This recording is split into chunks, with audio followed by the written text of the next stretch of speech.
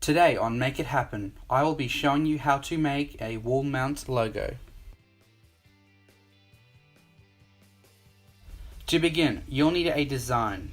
I have chosen the logo from Daft Punk's 2003 music film Interstellar 5555. The logo was drawn up digitally on Autodesk 123D Design and printed out to a 1 meter length. It was then transferred onto some 12mm plywood and cut out with a jigsaw. I then proceeded to shape it down finer with a rasp, file, sandpaper, and a multipurpose gap filler. This step should be taken with more care to perfect the shape.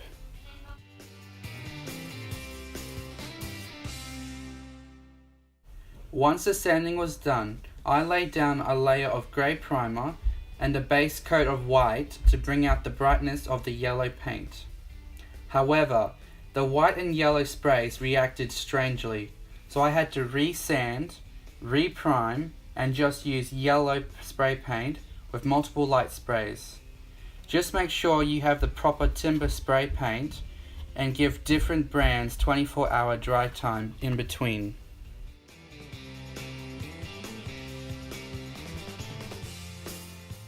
Using this method, you can have your very own wall mount logo.